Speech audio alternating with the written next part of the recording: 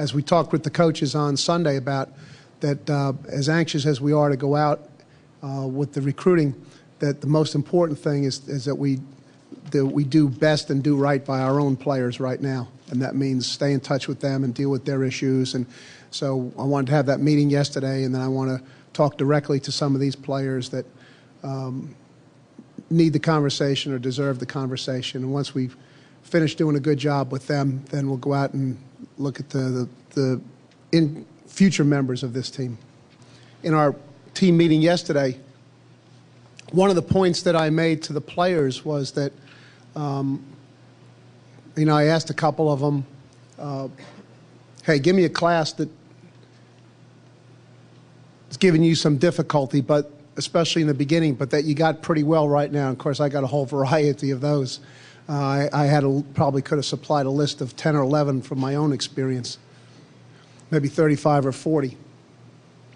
But so when you went into that class, you had good ability, you had a good brain, and you had the desire to learn.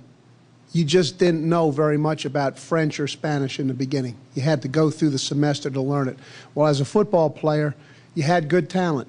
You had size, you could run, you had quick feet, you had good lateral movement, but you had to learn things about how to be a football player beyond just having talent. That's what a lot of them had to do this year individually.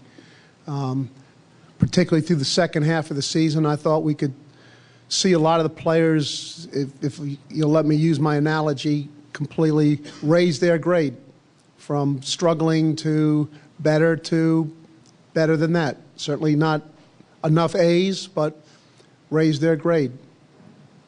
Could see that on a progressive basis, not just in games, but in practices. And so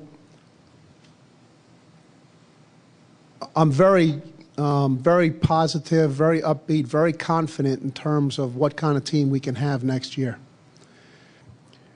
Between games and training and whatnot, as was pointed out by Evan to the players yesterday, I didn't have this number in mind, but the players have been in training 22 of the last 23 weeks.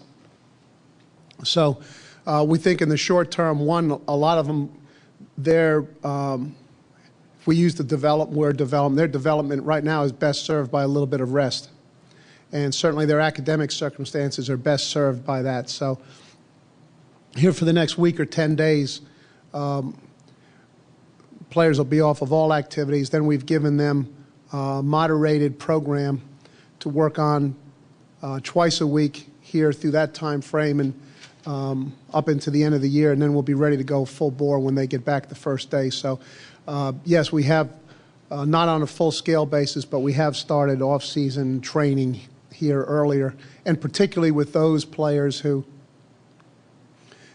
did not have the same rigors of the season. Obviously, say Chris Long or Brandon Albert or somebody like that, they need a little bit more rest than a player who was practicing Tuesday, Wednesday, Thursday, not doing anything Friday, Saturday, Sunday, having a light day on Monday. Those players really probably are ready to train heavy right now.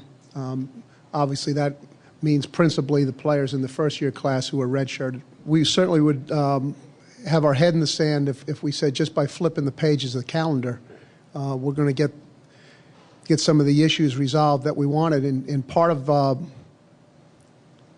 in this ongoing process of self-scout and quality control that really started early Sunday morning and probably will continue here for quite a few weeks or months, a number of things really came to light.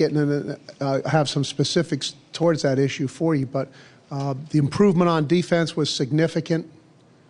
I think it was this is round ballpark figures, but like last year we were 110th in the country in tackles for losses. This year we were something like 28th. Last year we were 85th in the country in sacks. This year we were 25th or 26th. Like last year we were 88th on third down. This year we were 21st on third down.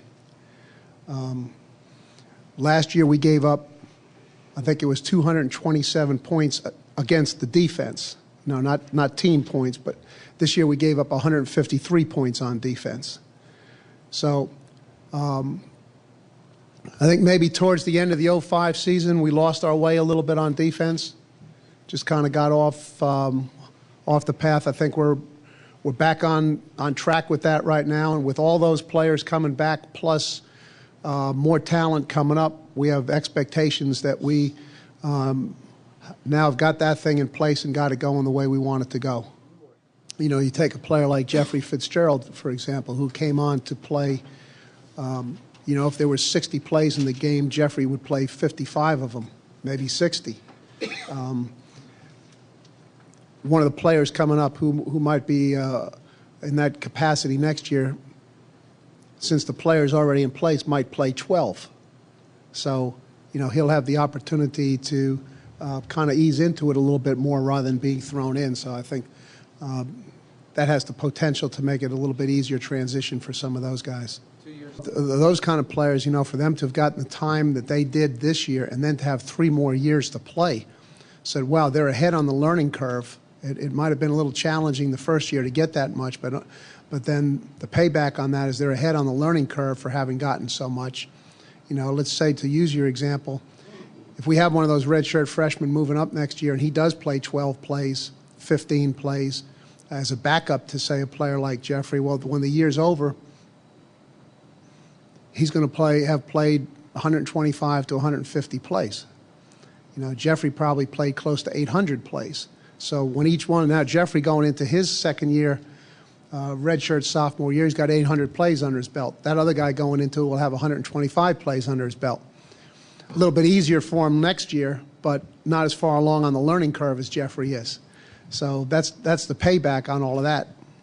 Hopefully one of those things that will occur is that, as has to be the case for all quarterbacks, I mean for all positions, Jeff, but obviously for quarterback more than any, is that the game at a point has to slow down.